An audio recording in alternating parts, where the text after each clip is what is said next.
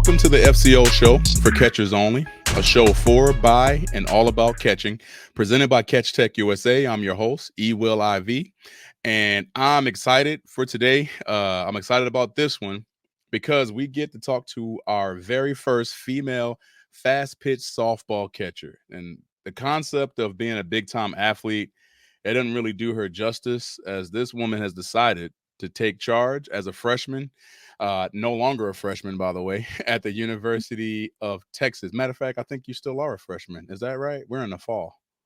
Or are No, you sir. sophomore now? Sophomore now. Yeah. See, you could tell how long I've been out of school, obviously. So now, another thing I got to mention, selected to the All Big 12 Conference freshman team, All Big 12 Conference second team, Big 12 Conference Player of the Week. And you are the first player in UT Longhorn history to have a walk-off hit in 3 straight games. And we're going to get to that. We're going to get to that for sure. So I'm introducing the catcher for the Texas Longhorns softball team, Reese Atwood. And how are you doing today? I'm doing good. How are you? Yeah, I'm doing good. I'm doing good. How'd I do with the intro? It sounded great. Yeah, we'll get a vote from the fans and we'll see what they think about that. But I appreciate you joining us again. Like I said, first softball catcher on.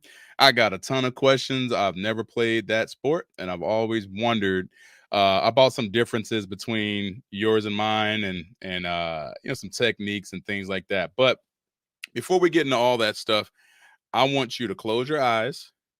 We get really dramatic here. You got to close your eyes for the camera. Ready? Go. Okay. And we're going to dream. And let's go back to before you took the game serious, if that ever happened. As a little kid, you can open them up now. How was softball or sports like for you growing up as a kid? I'd say growing up, it was more about I guess having fun, but obviously I take it a lot more serious now than I did when I was at that age. I'd say it Mhm. started when I was probably 5 or 6 in T-ball, and my love for the game grew from that. Now, let me ask you this: 5 or 6 t-ball.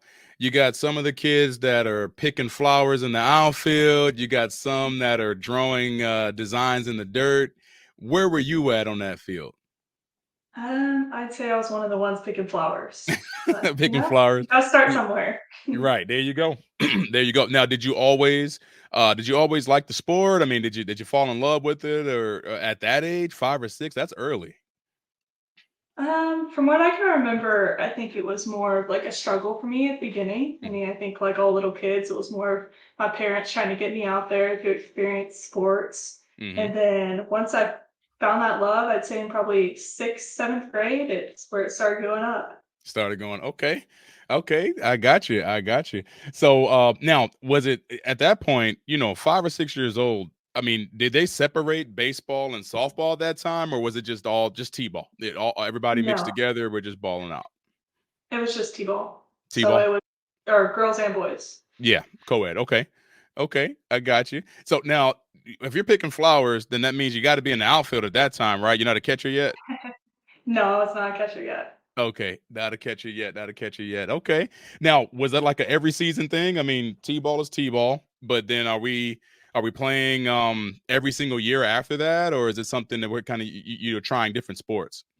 No, I've only played um, softball and baseball. In middle Ever. school, I started playing like the middle school sports. I think I did them all, but like outside of schooling, it was Yeah. only baseball and softball. But what's your favorite sport outside of outside of softball? I'll say softball now because we're big time softball player now. What's your favorite sport outside of softball? I'd say basketball. Basketball? Okay. Yes. Okay. Now, if you're playing basketball in college, what position would you play?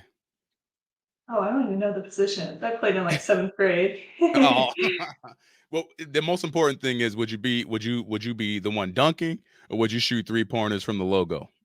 Oh, definitely dunking. I Okay, you're wasn't a very dunking. good shooter. Now, we'll get into this, but for a catcher period, you are on the larger side. You're 6 foot, right? Yes, sir. Okay, so that's why you're the one dunking. You flying through the air because you're six Yeah. foot, and the rest of us are like 5'8". Oh, okay. Okay. No problem, no problem. So, all right. So, you're coming up and again, other sports didn't exist to you until the middle school time, but it's baseball, softball. When did you make the conversion from baseball to, cuz I mean, you're good enough to play in both, right? So, when did you change over to where softball fast pitch became it for you? What age? Um, age, I'd say probably 8. Okay. It's like One of coach pitch, the right? dads, yeah, probably. One of the dads on my T-ball team, I guess, or yeah, I was still playing T-ball then. Mhm. Um, he had a daughter and they want to create a team, so we all came together and made the Okay. Little Aggies. The little Aggies. That's what Yes, I'm sir. talking about. Okay, there you go. Now, is that team still like? Does that do they still play? Oh, do they? No, It's it just was one team. just like a Northwest, like Little League type of Yeah. thing. Okay, got you. The little Aggies. Okay, there you go. Well, now that could pose a little problem because I A mean you're little not bit. an Aggie, but we'll talk about that later. So we'll we'll get into that. They flipped you. They flipped you early. That's what it was. So okay, now I'm coming up. This is way back in the 80s and the 90s. We didn't have color TV, all that kind of stuff.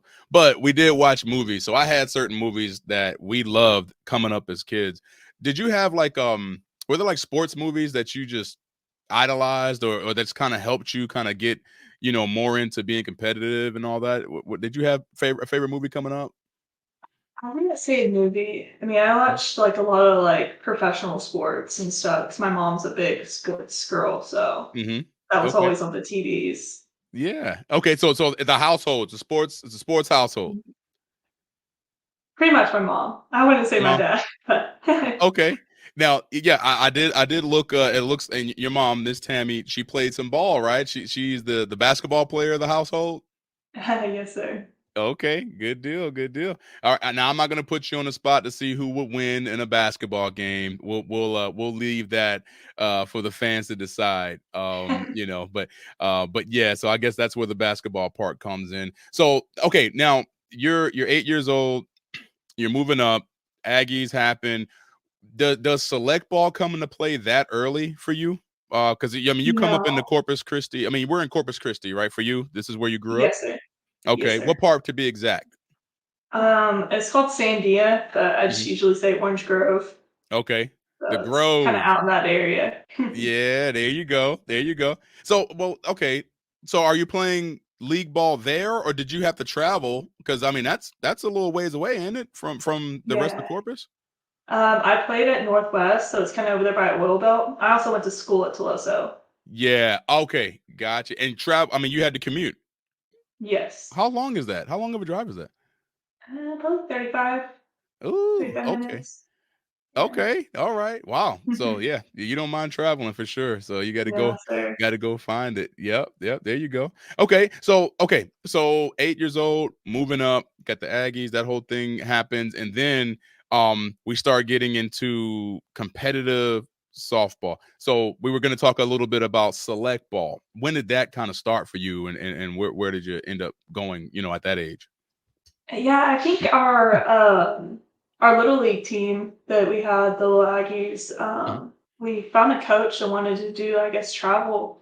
And it wasn't really travel back then. It was Yeah. going to the Greenwood fields and playing in the Yeah. tournaments and stuff like that, besides some Monday league games. Mm-hmm. So Mm-hmm. I think we picked up a team like that and started playing more on the weekends and having Okay. weekly practices and stuff. There you go. There you go. Okay. Now, was it most of your workouts? I mean, these outdoor workouts. Did y'all have like a facility? These days it's all fancy. You got facilities and indoor places and hitting stations. Or were you guys just kind of getting on the field and just getting after it? I think at the time, we worked out of the batter's box. I think it Okay. was then. Yep. Yep. Yep. Right downtown. There you go. Yes, There you sir. go. Okay. All right. So now, when it's select ball time, are we catching now, or are we still just kind of moving around and trying different position, whatever the team needs?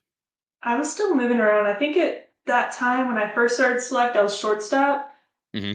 And then from there, I don't remember what happened. We didn't have a catcher. And They threw me back there. That's Never looked always back. how it happens. It's like, hey, who wants to do this? There, nobody volunteers except the Yeah. one brave one that wants to go back there. Now, I mean, were you always a catcher at heart? Like, do you love it to the point where it's like, hey, I don't want to play a different position, or are you good with just playing the game and playing anything? Like, what's the where does that lay in your heart? No, I love it. I couldn't play another position. Goodness. I have a saying that catching is the only safe place on the field because at least you know the ball is coming to you. Everywhere else is a surprise. I know where the ball's going, and I don't have a problem with that because I don't like surprises in the game. I want to know what's happening and control everything. So now, did you also still love it when you got that first bruise on that wrist or that arm or took one off the knee or whatever? Like, did you still? Of course not. I mean, I remember those times crying and being all dramatic about it, but I got over it. Now, I need to hear this one because I always wonder catching and being, a lady coming up. I have a daughter. She's doing the nails and all that kind of stuff. But and she plays softball for a little bit, my daughter Trinity. And I always wonder, like, how could you maintain nails, right? And then still play, especially that position. I couldn't imagine being able to be a catcher and still maintain that. Was that an issue, or did you even go down that road coming up? No, I never went down that road. No Never. nails. No way, right? I I think got you. I did try. Like I remember over the holidays and stuff, or when we'd be Mhm. going on vacation, I'd go get them done, and it was Waste of money. painful, very painful. I bet. Now, let me ask you this. And now, I mean, that's probably not going to be the case now because you're in a very competitive situation. But coming up, if you're playing against a team and you see a team with the girls on the other squad and they're all, they got nails and everything like that. Did you look at that as like, hey, these are going to be ones that we can really get after a little bit. I don't know if they're ready for the grimy actions that's going to happen here on this softball field. Did you guys kind of see that? Like, I don't know if they're ready to play. I don't remember ever like noticing that. Like you could Yeah. always tell more the girly girls are kind of just out there looking pretty, besides the ones that are really going at Right. it for The bow matches the yeah. socks, which coordinates with the wristband, the whole Yes, thing. sir. We have it in baseball too. It's just different. They shave the arms when the cameras are Uh, coming for that game. We call it TV tape. You put the tape all the way up and you make sure you yeah. shave the arms and put the gold chain out just to make sure we're ready. So it's really not a big difference between both. So okay. So once you get a chance to catch, I mean they needed a volunteer. You got back there. Was that and that was just pretty much it for you. That's the position. Is that when you fell in love with the game, or because I got a saying, like, and I heard this on another podcast. It was a pretty cool thing. It said you got three types of athletes. You got athletes that like the game, and those athletes that like the game, they'll show up, sometimes they may have other things to do. That's about it. You got athletes that love the game. Those athletes will be on time. They're always at practice. They work hard, but after the game is over with and after practice is over with, they go home. But then you got athletes that are in love with the game. All right. And that's one of those situations where after I leave the team stuff, I'm infatuated. I still got other things. I'm looking at YouTube videos, or I'm just, I'm focused on an actual goal where I want to, see myself in the next 4 or 5 years playing, at the next level. How would you categorize yourself coming up?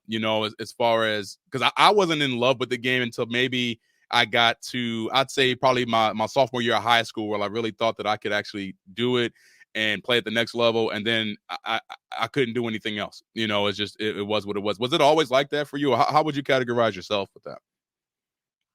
I'd say when I was probably younger, I was just more like there. Hmm. But when I got to probably seventh grade, eighth grade, maybe even sixth, I'm not sure, is where Hmm. I fell in love with the game. And I was pretty crazy back then. I Yeah. mean, it was all I did. So No, now, what would you categorize as crazy? Like, I mean, are you staying up to 3 in the morning on YouTube, just searching and looking for different players, or just idolizing, athletes that are doing it at that level? I wouldn't say I was a YouTube girl. I Mhm. would like obsessively be hitting into a bow net at all Oh, times. So There like you go. after games, like after practice at night, just ruining my shoes. I remember like I would always have holes in the like big toe of my shoes from just hitting into Just hit concrete. Just ruined every pair of shoes I had. Oh, that is awesome. Now, do you still have those shoes? We gotta make it like a wall of fame of I don't all think the I do. I think I threw yeah. them all away. Yeah. I got you. I got you. That's something that's great to kind of point out just because, we life moves so fast for us now. Everything is quick.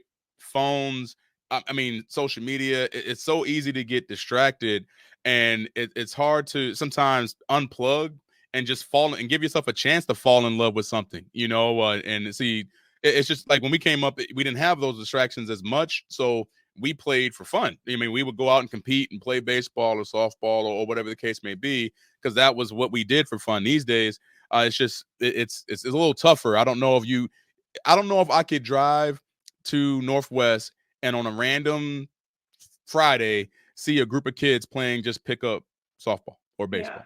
I So don't think I've ever um, seen that. yeah, but it's good to see, kind of a throwback situation where you have some that actually love it to that level, and that's why you're in the position that you're in. That's the difference. That's how you can tell if a kid is really going to grasp it, or if it's just something that's cool to do for now. So because that adversity is going to hit, right? That adversity is going to hit. So Yeah. now you're at a big time school. Was this I know you were a little Aggie, but I can't even say that was really the school for you. So, was this like your dream college at all? Because this is not a regular school. This is big time softball. It was more of like it became my dream because they were the first like major D1 to ever like show interest in me. So then Mm, after that, I was at every camp, everything, talking to the coaches. yeah. So then once I started like getting on campus more and Mhm. being around the coaches and the players and stuff, then it became like, wow, like this really is my home. There you go. Okay. There you go. So it was love at first sight. Love at first sight. Yes, They brought it out. Now, when when it comes to being a Longhorn, what grabs you as far as why you want to be at that school? I mean, you're there now, but when you were being recruited, aside from them being the first ones to give you that offer, or just show interest, I won't even say offer, but to show interest, was there anything in particular that stood out? Like like my son wanted to go to Oregon simply because of the uniforms. Forget about $40,000 a semester. I don't care about that. I just want to wear the uniform. Was that ever a situation with you as far as what you saw from the Longhorns from UT? I mean, there was like a combination of a lot of things. Like, I think their academics was Hmm. like a big thing for me, and the facilities, the support they have. I mean, they have doctors on staff. I'm sure it's like that at all schools, but Yeah. it felt like very like welcoming while I was there. Like, not Yeah. just in like the softball part of the program, but it was the entire university. Yeah, gotcha. Now I'll tell you this: doctors on every campus, sure, not the level that you have. I'll tell you that right now. What y'all got over there, y'all on a professional level over there. So that's for sure. On that. So okay. So speaking of that, then you mentioned when they started to show some interest. So let's rewind a little bit and let's go to you coming out of middle school. You're getting ready to go to high school, right? And what did you do? Like was there a jump between playing 14U or 13U or whatever that case may be up to the high school level to where you wanted to make sure you were prepared physically, mentally? Like there's some things that you had to do to get ready for that? So yeah, when I was in eighth grade, I think, is Mhm. when I started playing on an 18U team. But it was just like a local team. I never started traveling until my freshman year. Okay. Um, and from there, I that team was obviously more advanced. They're a lot older than me, and I Mhm. think that's what like drove me to be better. So I didn't like being on the bench. So Yeah. I had to work a lot harder to beat them out, and that's what ultimately prepared me for high school and Right. for Okay. everything leading up. Now, what did you do? When you say you had to outwork them, what did you do to put yourself on a higher level than your competition, the ones that you were going after? S- Like Um, after school, or I mean, yeah, whatever you would say. What was your training regimen to get prepared for that? So my training was more like hitting coaches like every single day. I had a hitting coach and I Mhm, worked with them pretty much all day, or not mhm. all day, every day. And then Yeah, I had a yeah, yeah. catching coach and a catching coach and just like taking what they were telling me and I would go home and I would work on it until I got it. There you go. There you go. That's that work. That's that. It has to become a job, right? You know, it starts to become a job.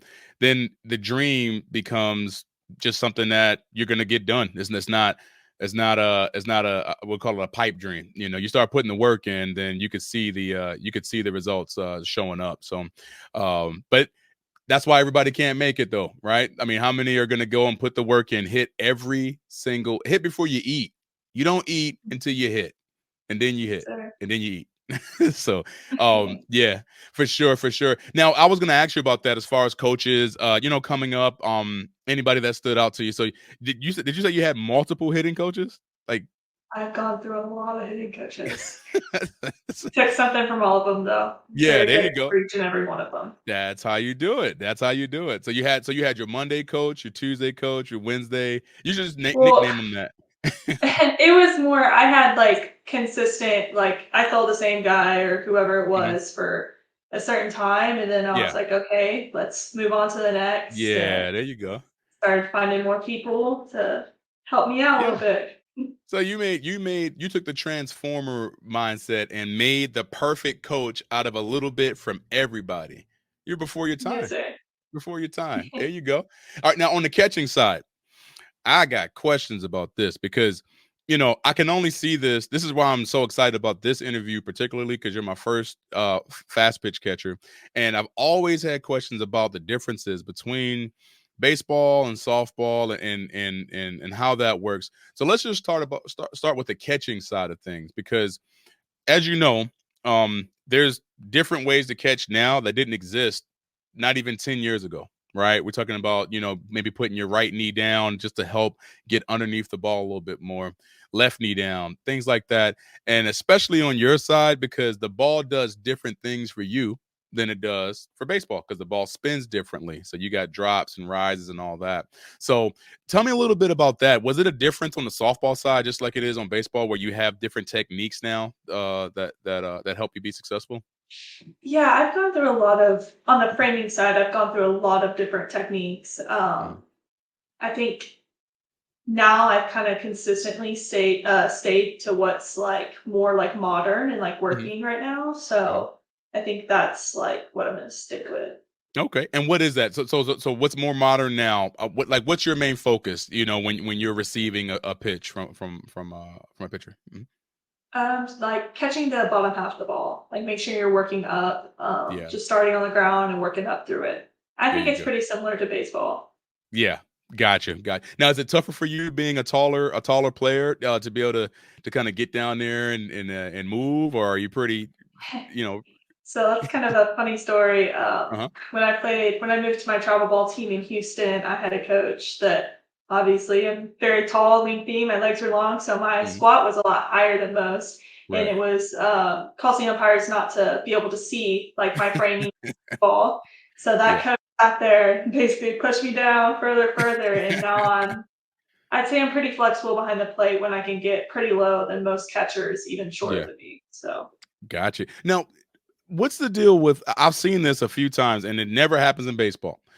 But I've always wanted to know about left-handed catchers because I mean the field's built the same, it's smaller, but what is the concept behind that? Because I've seen that a few times, and I'm like, wow, it's more common than I thought. On the fast pitch side. yeah. Yeah, I couldn't tell you if I'm being honest, but I know they're out there. I know Yeah, Tennessee has one right now, and yeah. it Is she? works. I mean, she's good. That's what I was going to ask you. Is she good? It didn't. She didn't. It didn't seem like it'll stop her from making any of the throws or anything like that, right? It looks funny, but it Yeah. works. The only thing I can come up with maybe is because of the distance. Because for baseball, it's a longer bases, and being able to throw the ball from the left side, especially going to third base against the grain, that'd have to be tough. But maybe it's just nobody actually tried it. I mean, who knows? Maybe there's somebody that's good enough to actually do it, and they could become it. I doubt the pitchers would like it on the baseball side for sure. It's gonna look a lot different. But now when it comes to throwing for you, I mean, even as a youngin, did you have a strong arm? Is that one of your major features as a catcher? Yeah, I think I'd say I had an average arm growing up, and then I Mhm. started having a lot of shoulder problems. So I was Mm. in physical therapy a lot, and I think that that really strengthened my arm and made it more Okay, the elite. physical therapy, really? Wow. Now, were you there because you had like any like mechanical issues that caused you to have problems with your arm, or was it just not strengthening the arm? I had a lot of issues with my shoulder. I mean, I Okay. could go into long detail about it. Yeah, I got you. It was just messed up. Yeah. Like I guess like the structure of it, it doesn't like move properly in like the socket, so it was Mhm. always just smashing on my humeral head, and I had to Gotcha. make my back muscles strong and go through rehab. I was in rehab with I'd say probably two out of the 4 years I was in high school. Like not all Really? together, but I was with someone pretty much at all times. Really? Wow, wow. And rehab's not fun. That word gets thrown out there like it's easy, but it is a problem. Like it'll cause somebody to retire. Like if you're right at the end of your career, you're like, do I really want to go through this just for another year of baseball or softball, or I'm just gonna hang them up? Like that's grueling, especially to do that at such a young age. But it makes you tougher for sure. You got a cannon now. So now do y'all do in softball, do you rate like pop time? We have a thing for baseball where it's called pop Mhm. times, right? You have the same for softball? Yes, sir. Okay, so what's the number for you for pop time? Not you specifically, but just it's like, you know what, if you hit this number, you're in pretty good shape. What's that number going to second base? Um, I would say that the average, I don't know, maybe like a average like collegiate is 1.7, and Okay. I hit a like 1.56 at my last practice. Wow. Okay. Okay. Now, is that throwing from the knees, or because I've seen that a lot too, with the bases being closer? You throwing from the knees, or are you getting your footwork in and throwing standing up? I think that one was from the knees, but I do both. Okay. Okay, you do both. Okay. Wow, 1-5. So like for baseball, 2-0 is kind of like the bare minimum, the average, and then you start going sub 2, now, you're getting into where you're doing something big. 1-7 is like unheard of, on the baseball Mhm. side, but so yeah, so it's a couple ticks difference, but that's pretty cool. I always wondered that. Now, as far as the throwing, do you have a preference? I know you said you do both. You'll throw from the knees, you'll throw standing up. I mean, do you have a preference? I think I'm quicker for my knees, but I Mhm. throw hard for my feet. So it kind Yeah, of just depends on like the situation I'm in. Like the ball takes me up, I'll throw yeah, from my feet. Or gotcha, yeah, gotcha. Now do you have a lot of athletes try you on the field? Like if you're behind the plate, are they stealing a lot trying you, yeah. or they? There's softball's a running game. I'm not sure how much softball you watch, but Yeah, I mean, there's it's people are always running. movement. Yeah, Yes, sir. I've watched it. It's definitely a fast game. It's not you're not gonna just sit back and wait for the game to happen. So I do imagine that there's a lot of opportunity for you to throw the ball a little bit, because and that's if the person at the plate doesn't make contact, because then you start getting slapping and bunts and all types of stuff, and it just causes so much chaos. So I definitely think it's more I won't say chaotic. It's more out it's a more aggressive sport than baseball. Yes, sir. Way more aggressive, way more aggressive. So I now agree. let me ask you this one, because I've always wondered this. I've coached baseball, I've coached softball, and I have a theory between why my softball players, it seemed like softball players have picked it up faster, and the work ethic it's a little harder than the baseball players, and I wondered if there was some sort of chip. So you're coming up, is there a chip on your shoulder being a female athlete, where you want to prove that, look, I'm not to be played with? I'm a force, and I'm gonna show you that we're gonna play at a high level. Does that exist, or am I just Yeah, I mean, dreaming? I'd say it exists in pretty much every female athlete. I mean, I grew up with one brother, but Mhm. technically I had three. And I Mhm, mean, mhm. playing football in the backyard, getting beat up by them. I mean, I was always on a hunt Yeah, trying to prove people prove that I could yourself. do it too. Yes, There you sir. go. There you go. I like that. I mean, it was. I always wondered that because it just seemed the practices. And I don't get me wrong. I don't want to talk bad about my fellas, but it is what it is. I mean, I always just it was just easier. It just seemed easier, and my female players were just more attentive. It seemed like maybe just more mature at that age, even at the age of 10, 12.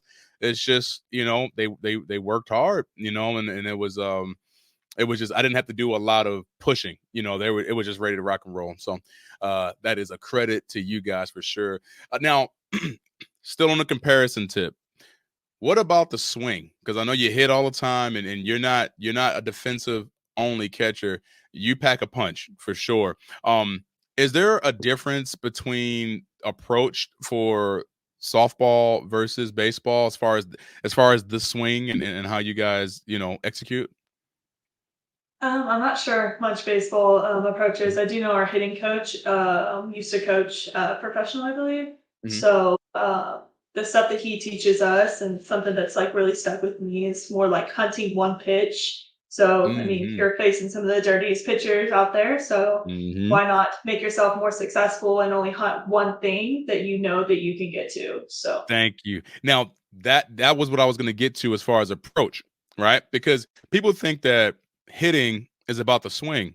It's not about the swing. It's mental. It's about your approach and what you're going up there with a game plan. Do you have a game plan and are you hunting a pitch? Because you have active takes where you might not have swung, but you were prepared to swing. You're ready. What's that pitch that you're normally hunting?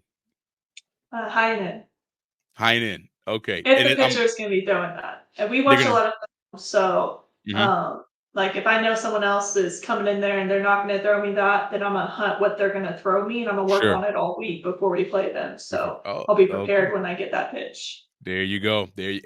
That's a great point because hitters need to understand you can hunt for what you want to hit or you can hunt for what you're gonna get because it don't matter if you want a fastball every time. They're not throwing it, so you might as well figure out what you're gonna get and start working on that, hunting that pitch. Now, that seems to be pretty consistent, between baseball and softball as far as approach being the number one thing and being prepared. Having a game plan when you go to the plate.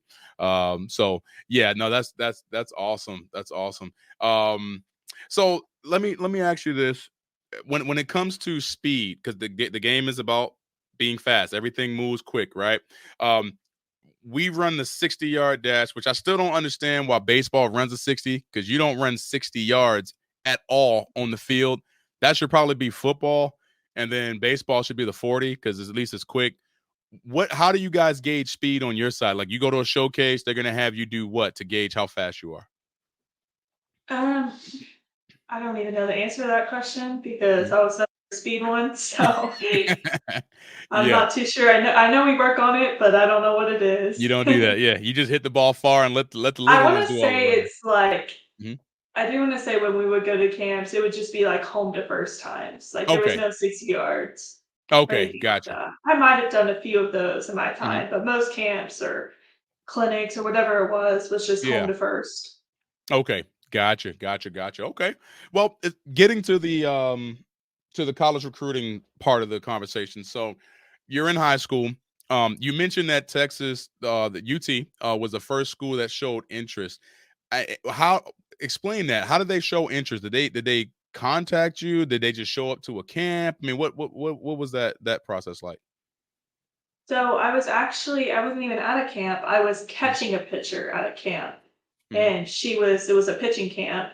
And I was just catching her and I was doing at the time it was not seen in softball a lot, but it was do you remember like the funneling, like framing? yeah. I don't know if it's still around in baseball, but I was taught funneling by one of my coaches, and I Mhm. started using that. And they noticed me doing that, and they're like, they haven't seen that in softball, and they started recruiting me after that. Wow. So okay. So let me rewind. Hold on. Wait a minute. You went to a pitching camp Yes, and you only went there to catch pitchers.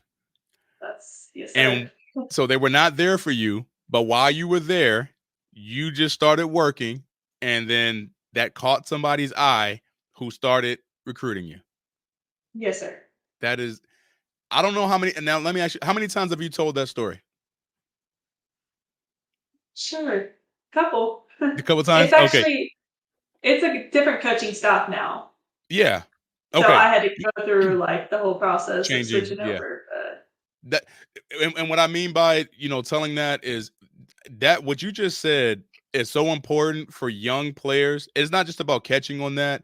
It's just about the mindset of a recruiter and what they're really looking for. They don't. It's not about when you're doing things successfully. I want to know how you really are. Like when you don't know that anybody's looking.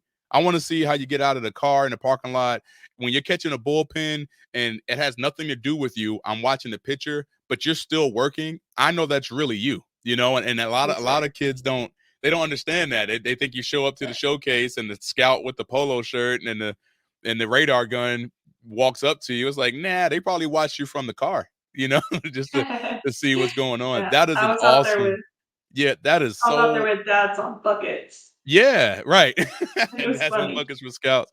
Yes, Yeah. yes, yes.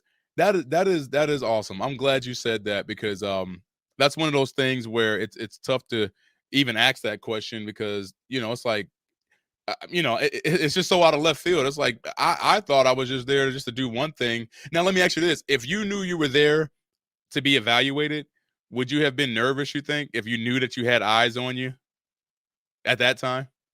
Yeah, I would definitely been nervous. Right. Right, right, right. Yep. Now that was a blessing in disguise because now, I mean, hey, they got a chance to see the real you, and you were just in there having a good time working, doing what you do, and it resulted in the start of the recruiting process. Now, did you have other schools? I mean, you got a big time school on you. Did you have other schools that were reaching out after a while? Trying to get you recruited. So at that time, it was more JUCOs and smaller schools Hmm. because I wasn't playing on I was playing on a local team Corpus, so I Yeah. wasn't going on the big travel ball teams or flying all across the country. I joined, so that was in the 8th grade. Hmm. So I joined my sophomore summer, freshman summer. I joined Hmm. Hot Shots, and they're out of Hmm. Houston. Okay, and that kind of put you on the map. The Hot Shots organization is where you started Yes, playing in the sir. big tournaments. Yes, Yeah, sir.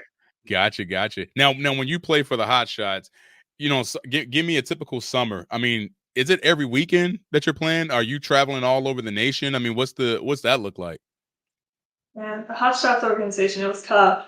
Hmm. Coaching staff, they shaped me into the athlete I am today. Yeah, So our practices were, I'd say I was in Houston almost every single weekend of the summer. And if I hmm, wasn't in Houston, we were traveling all across the country. But yeah, you're expected to be at the Wednesday practices, you're expected to be at the weekend practices. And it was a 4 hour drive for me. Me and yeah. my dad would get in a car and drive up there, practice for a couple hours, come right back home. That oh my So god, that is awesome. That is awesome. I mean, and that's what'll make you. That's what'll make you. That's why everybody can't go right because everybody is not willing to do that part. So it says a lot about you and your family too. I mean, your dad jumping in that car and getting y'all getting you up and down that road. That's big time. I'm pretty sure both are in the stands watching you play and just reminiscing on those times where they watch you build that up. So you're carrying a pretty big legacy when you go out there on that field. No pressure. Just saying, keep having yes, fun. sir. You're doing a great job. I mean, you started off, on a high note. You're exploding on the scene, and you're not waiting. You're not waiting around for an opportunity. You're getting out there, getting after it. Um, so that's cool. Okay, so you're going to these big tournaments, and you said JUCOs. I mean, did it ever get to the point where any Power Five schools started to reach out, or were you just kind of not even paying attention to them, and you're just zoned in on becoming a Longhorn? So when I first moved to Hot Shots, I struggled for Hmm. about, it was probably an entire fall and summer season. Hmm. It's pretty much the whole year. I was a third string catcher, sub Hmm. bench, played a couple games at that. I was still Yeah. traveling everywhere, still Hmm. going out of state and all the tournaments, but Yeah. it was real tough on me. I stuck with it though. So at Okay. that time, I didn't have many looks. I mean, Mhm. coaches would show interest, but it wasn't anything like that until the next year when I really kicked it into gear and started Yeah. progressing. Okay. There you go. Okay. Now, even with them or even before that, was there always power? Because I mean, you're hitting balls out of the park, and so was that kind of always a part of your game, or did that kind of develop during a certain period of time? Um, yeah, it was always a part of my game, but it was more like trying to control it. So at that time, I was just Okay. long and lengthy. So Hmm. like just swinging for the fences every single time, throwing as hard Yeah. as I could to the win over the center fielder's head. Like Right. that was always a big problem for me is like being able to control it. Hmm. So Yeah, you had to zone. You had to hone it yeah. in, and we're gonna get to that because I still got to talk about that week in April where you were acting a fool on that softball field. I mean, just hitting balls all over the place, winning games, doing whatever you wanted to do. Don't care who's on the other side. It's just we'll get to that too. So now, are you a scholarship kid there, or when you're recruited? I know you have different ways to get on campus, either you're a scholarship kid or you walk on and all that. I mean, did it get to that point when you committed, you were offered and uh, projected to be a big part of the team starting off? Yes, sir. I'm a Hmm. scholarship kid. Okay, gotcha. Now, grade wise, I mean, you're coming up in high school. Is that a big thing for you, or were you? Is it just easy for you? I mean, you always had good grades, or did you? Was that something that had to become a part of you getting prepared to go to college, especially a big school like that, UT? I'd say I was pretty smart. Hmm. And I slacked off a little bit in high school, and it's kind of showing now that I'm in Mm. college. But I think my Yeah, grades have always been pretty pretty decent. solid. Yeah. Now, Yeah. did you take? You had to take the SAT, right? No, No. not my because we had COVID, so it Oh wasn't a no, you requirement. didn't I get got out of past it. No, it. you did not get past I the did. SAT. Yep. I'd almost say not fair, but that make me a hater. So I'm not a hater. So it's fair. That's right. I forgot about that. COVID took away the SAT. Oh Yes, my sir. goodness. Thank Well, you. I you needed didn't have that. to right. You didn't have to worry about that. Oh, I remember those SAT days, and I mean NCAA to be eligible, you had to score a certain number. And I remember, I think I got the bare minimum, and I was already a freshman on campus. Like I took the test in the summertime after I graduated, and it was, or maybe right before I graduated, and I had to wait until I got that letter in the mail in the fall while I was on college campus waiting, and I barely made it. I barely made it. I sung all the way home. It was awesome. So okay. So then we talked about training methods. I mean, what about physically? I know you did some physical therapy to kind of get the arm and keep the arm moving in the right direction. Conditioning, because what I want to do is paint a picture for other up and coming ball players that started off like you, that want to aspire to make it to where you're at. So it's like day to day, should I be running sprints? Should I be eating right? Should I go to the gym? Is there anything that you would have done differently to better prepare, yourself for where you're at? What do you think about that? For sure. I wouldn't say I started lifting or taking like the conditioning Hmm. side seriously until maybe my junior year, and that's even a stretch. And Hmm. it really did put me behind in college. Like that's one of my biggest regrets when it Hmm. comes to preparing for the next level was not taking that serious and not doing it at all. So I always Mm. thought, okay, I can throw hard, I can hit like swing back hard, but in Yeah. college, everyone can do that. It's So different. I think yeah, I think that it really did make it hard for me coming in as a freshman, not knowing Hmm. a lot in the weight room, and it caused actually. I feel like it me trying to go hard in the weight room Hmm. caused me to have like little injuries that kept on Mm. popping up my freshman year, just because Yep. I'm trying to catch up and I'm pushing my body to like limits that should have be had to have been pushed at the Yeah, you should have time, already just to already catch been. up with everyone else. If I Gotcha. would have been preparing throughout my high school career, I don't think that would have been a problem. Now with that, I mean, are you talking like in the gym, as let's say you're in high school, sophomore, junior, senior? I mean, how many? I'll say it like this: knowing what you know now, let's rewind and go back to high school. How many times would you have been in the gym to prepare for Freshman, college? sophomore year, I would go to the gym. I think we did, or it was just part of like our softball high school class. Yeah, Um, Maybe it was twice a week, but even when I was in there, I did not take it seriously at all. right. I wouldn't even So say I would have pushed myself at all at the time. Right. So what I mean by okay, so let's say knowing what you know now, let's say you rewound the time back and now you're back in high school. What would you have done? It would have been, every day I'm in the gym or Every day, every day in the gym. every single day, What about running? running every day, You hate especially for running. me. You I hate it. hate running, but that's my biggest, Yeah, like one of the biggest things like holding me back right now is like my conditioning. speed and my agility. Yeah. Just I have to be faster. So I'm working Yeah. on it right now, working There real you hard on go. it. There you go. There you go. All right. All right. But we'll see what the next generation does. They hear this word from you. They're supposed to take heed and become even better, but we'll find out. We'll see. We'll see what happens with that. So, now, what do you think is most important about what you should do as an aspiring athlete to get recruited? What's the number now that you've done it and you've been involved? What do you think is most important for a up and coming athlete to focus on? Putting yourself out there, like being Mm. yourself. I'd say just getting in front of the coaches as much as possible. Mhm, Uh, mhm. That's like emails, or you mean showing up to certain showcases, camps, on just campus? showcases, camps. I wasn't a big sending emails person. I don't Mhm, think that's I'm not sure the recruiting classes right now. I don't know if they're still doing that. I right. wasn't big on emails. I was big with talking to the coaches like one on one in Mhm, person, making sure after camps you're going up, making sure they know your name, making sure yeah, that they greet you with your name, even if they're not even interested. They know who you yeah. are because you made it known that you're there and you want to be seen. That's awesome. That's awesome. Closed mouth doesn't get fed.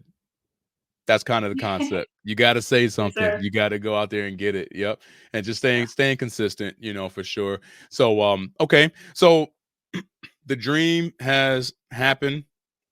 You commit, you sign, the whole thing.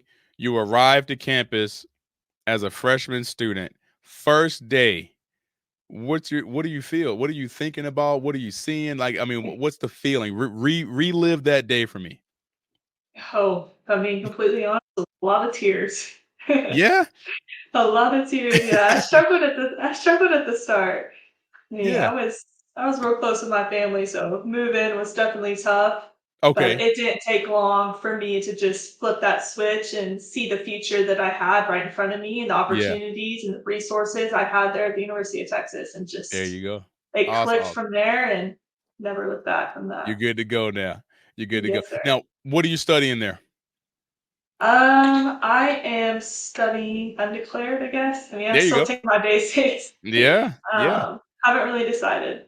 Okay, there you go. And that's something else that should be said. I switched my major 3 times when I get because most people don't know. I mean, you're a kid, you don't know. Which I went to school for baseball. I'm just gonna say that straight up. I went to school for baseball, and while I was there, I ended up with criminal justice afterwards. But my dream is not to be in that field. My dream was to be on the baseball field. So that happens a lot. Athletes that are coming up, don't worry too much about having to lock in on one major in the beginning. Try some things out, see what you like, and go from There. there. So yeah, I no, I'm agree. with you on that. Yeah, doing the now as far as balancing work and I'll say it like this: balancing the things that you don't want to do versus the things that you want to do. Like I'm assuming you want to play softball every day, all day, period. How do you balance that with school, homework, working out, all that? I mean, how important is that for you as far as keeping a schedule? Yeah, that was definitely something that took me a while to learn for myself. Hmm. But using the resources, like at Texas, we have academic advisors, we Hmm. have tutors, we have a study hall that where you can go in they have like these walls that are completely silent or like Hmm. the noise canceling walls, something like that. And just like utilizing like the resources you're Hmm. given, Yeah. um, that really helped me to like lock in on the things I didn't want to do, which was pretty much everything in Yeah. school. But Right. Right. just like using that to help me because it is hard, but Yeah. it's worth it. There you go. There you go. All right. Now speaking of that, I've been to campus a few times. I'm an old guy. I don't. but I see this one street called Sixth Street. And what I hear about Sixth Street is that there's a lot of fun that happens on Sixth Street. So there's a lot of distractions and blah, blah, blah, blah, blah. So as far as managing that as well, right? So being real about it, I mean, you're at a big time school. There's going to be a lot of partying. You got to stay focused on your career and your academics. Is that a tough thing for you? Is there a lot of opportunity to just kind of get out there and does it? Do you find it something that it's easy to stay focused on, or it's a harder thing to kind of battle? You know, when it comes to the distractions, you know, on a big campus. For me, I it's easy for me because I have Yeah. my eyes set on one thing, and that's the national championship. And I Mm, feel like those distractions can take you away. lead to or worse things. Yeah. So I can tell you that my freshman year, I didn't go to a single party, didn't Hmm. go out a single time. Hmm. Um, so that's my philosophy on it. Is just keep your eyes set on what you're there to do, and nothing Yeah. else. You can party, have all the fun you want after. You're like the Terminator. You're focused on one objective, and Yes, until that sir. happens, you don't see nothing else. No, that's good, and that's something I heard this the other day, and I think it rings true. A whole semester could be lost from 2 weeks of falling behind. You fall behind 2 weeks, you're trying to catch up the rest of the time. That's how difficult it is to stay on point. And it's not even about being smart, it's just about being organized. You have to manage your time well and stay ahead. If you can get ahead, be ahead because you never know what could happen, you know, as far as, you know, being healthy. Maybe you get sick and you miss a couple of days. But I didn't thrown you off. And the teachers, they're like, hey, you're grown, whatever. The test is on this date. Make sure you're Yes, prepared and sir. you figure it out. So, the school that you went to Tuloso Midway, right? Is it Yes, sir. high school or how do you say the whole Tulsa Tuloso Midway Midway? High School. Okay, there you go. Did that help you prepare?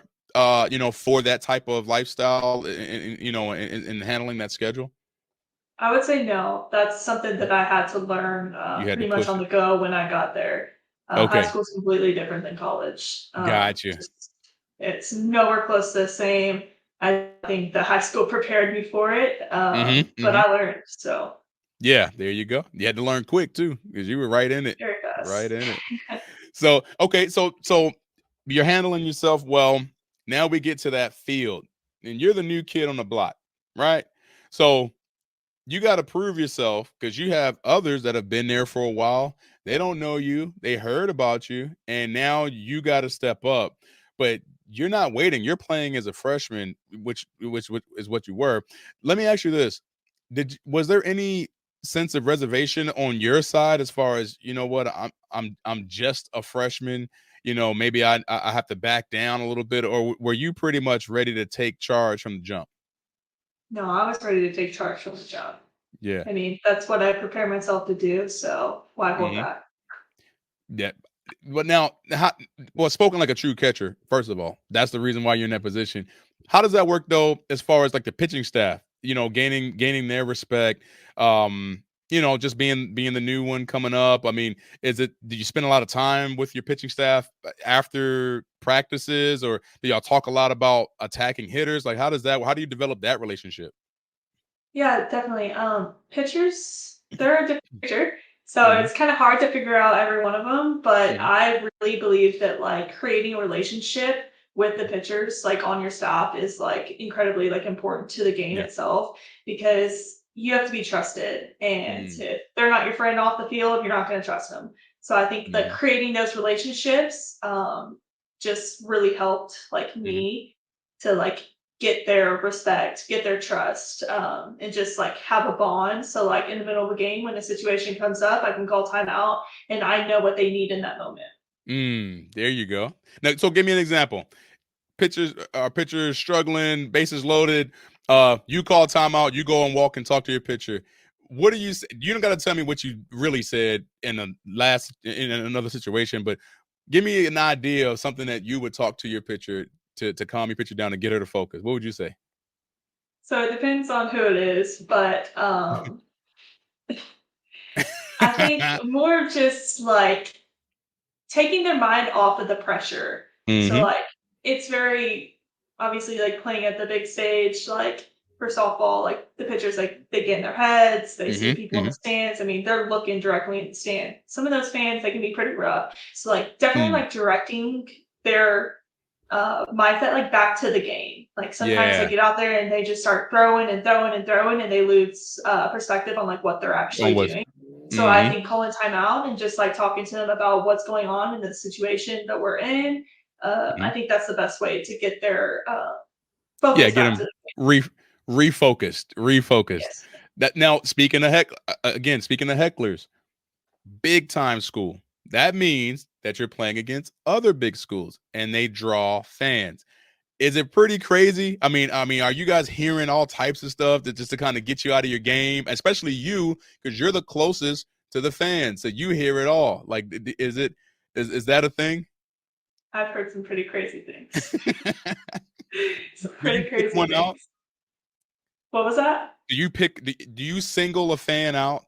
Like just mentally. I'm not saying you say anything to them, but you single one person out. You may have to start doing this. You may have to start singling a person out that you just keep in your mind and say, I'm gonna embarrass you today on this field. I'm gonna embarrass you. And when I do what I'm doing, I'm gonna look at you. If you haven't done that, you gotta try it. I'll try that. I've not Yeah. done that yet, but I'll try Yep. it for sure. Yep. Just look through the stand. Say, yeah, I'm gonna pick you today. You're my person for today. And I'm gonna make you eat those words. Just you. Yep. So now that's awesome. You know, a lot of people don't get a chance. I mean, it's one thing to play the sport, but I mean, you happen to play it at the highest level, you know, in college sports, and so sometimes it just you guys don't seem real, you know, to little kids coming up. It's like, nah, that's she doesn't exist. She's an alien because she's on TV playing at this level with this pressure. But you realize, yeah, you're still you, and you had dreams just like everybody else, and you're just going about it, putting the work in. It's still softball.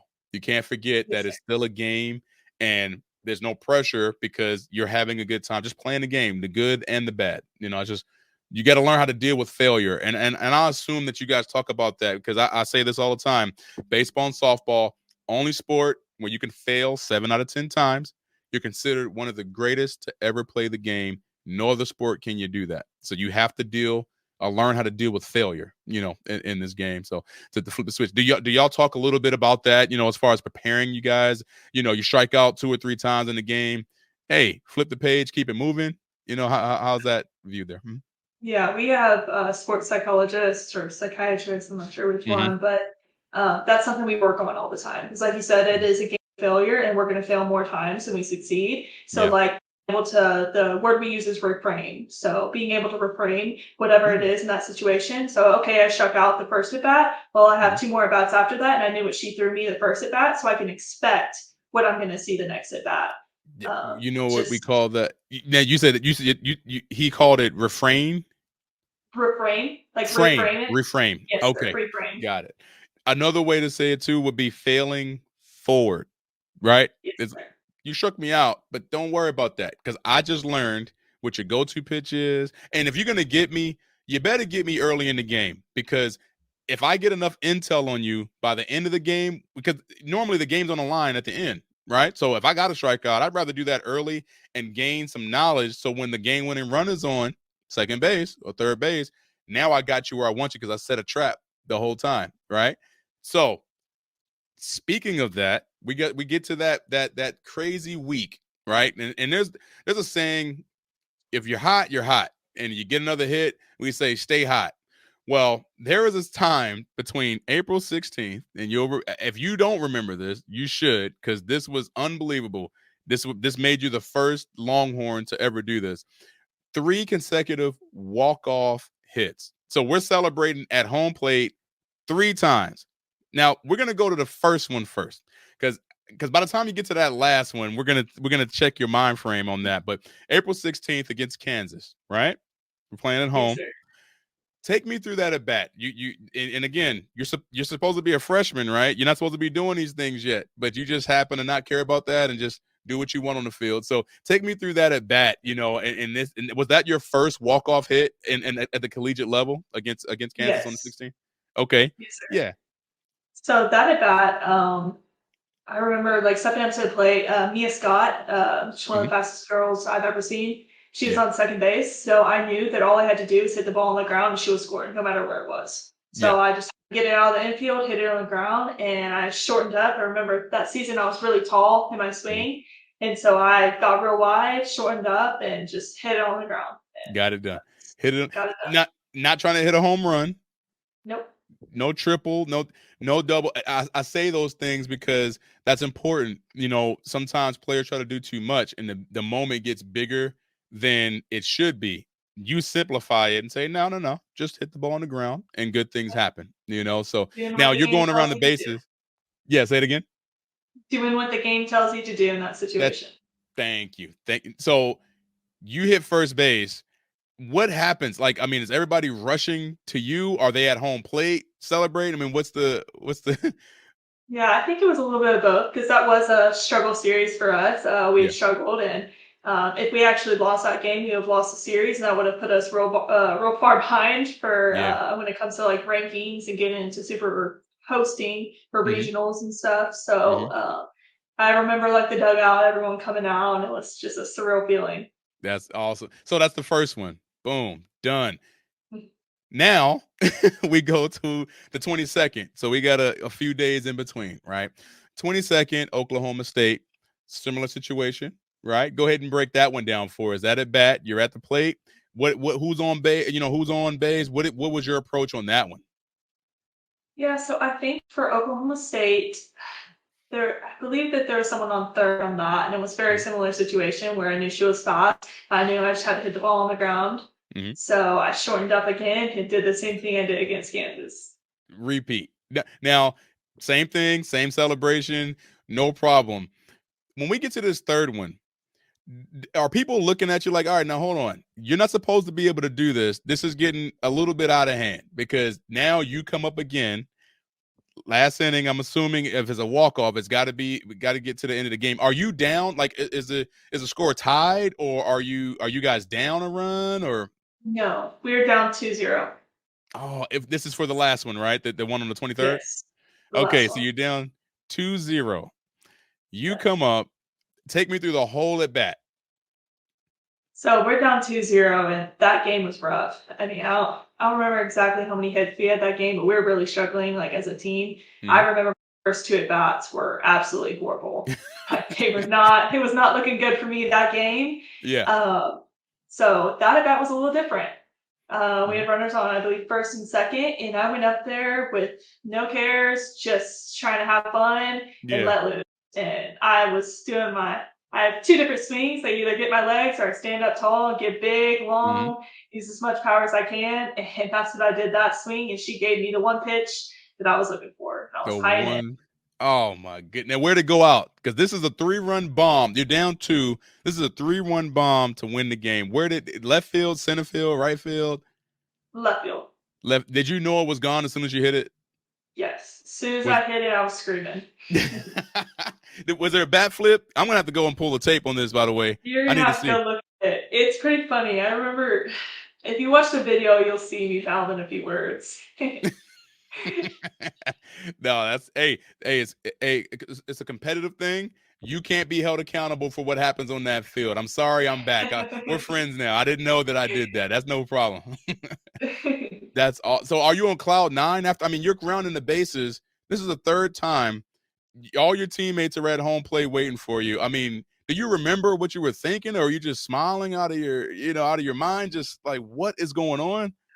I was going crazy. I think that's the most energy I've ever had in my life. Like Yeah, it was just such a, like an insane moment for me. It was yeah. probably one of the highlights of my life right now. And just coming around, seeing my team going crazy, knowing we won Mhm. the series. And I don't know if you know much history about Texas, Oklahoma State softball, but there's a lot of history and it's not Yeah, it good. is. So Yeah.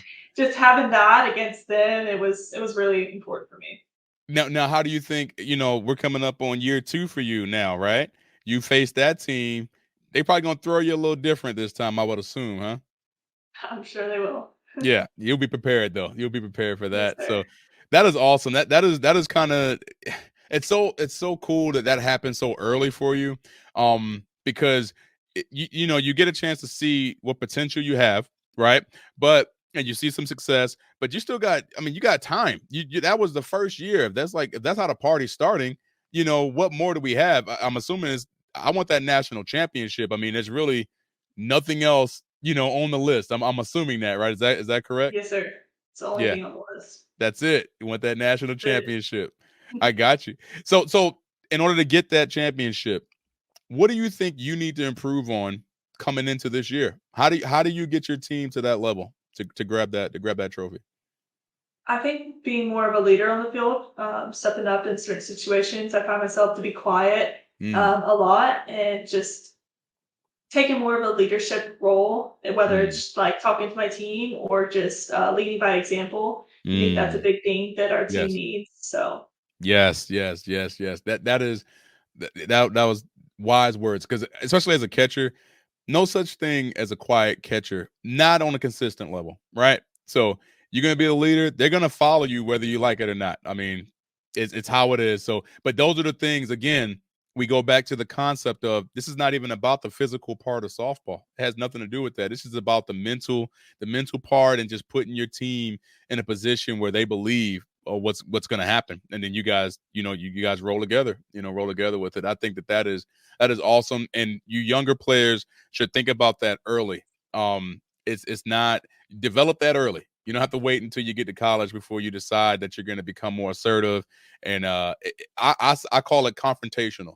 I want the confrontation. I'm going to go for the fight. I want the ball. I want to make sure my teammates are ready, and they'll follow from there. So those are wise words. And we're going to be checking you guys out, and looking to see how far y'all take it this year. Now this past year, first year, how did it work for you guys as far as playoffs? I mean, I know those are some big wins during that walk off. I call it the walk off week, but how did that work out for you guys? Did you get a taste of that coming up in your freshman year, the playoffs? yes, sir. So we didn't get seated exactly how we wanted. We really wanted to host super regionals, but we did Mhm. end up hosting regionals, and it was kind of funny. We ended up playing A&M and Texas State, so Mm, that was a fun one. yeah. We took those games and went to Tennessee, and just we weren't all there. I think Mm, some of us got a little tired and then kind of gave up at the end. But I know yeah. this year it's a different team, and I'm really excited for what we have There you go. this year. You have a lot of girls returning this year. Yes, sir. We have a good group of freshmen here too. So Nice, nice, nice. Now, see, now it's your turn to bring along the new ball players, and kind of get them prepared, right? yes, sir. There you go. Like we said, being assertive, being assertive. So let me ask you this then: 5 years from now, where are you? 5 years from now, oh, I will be probably Three-time champ, living and 3-time champ. and Hopefully. Um, like where am I at in 5 years, or like what have yeah. I Well, accomplished you this still five? playing ball in 5 years? No, I No, will you're not not. playing ball in 5 years. I mean, I might if I get the opportunity to play in the Olympics, I'll do it. But Okay, no pro ball or for I'd you. be honored to do it. But I am at this time, I am ready, or not at this time. Right. After my college years are up, I'm ready to start my life, get Yeah. a job, do There everything you like go. that. So live the Okay. life.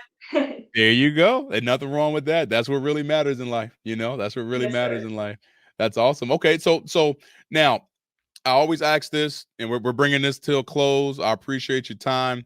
I gotta know, and you let me know what this number looks like.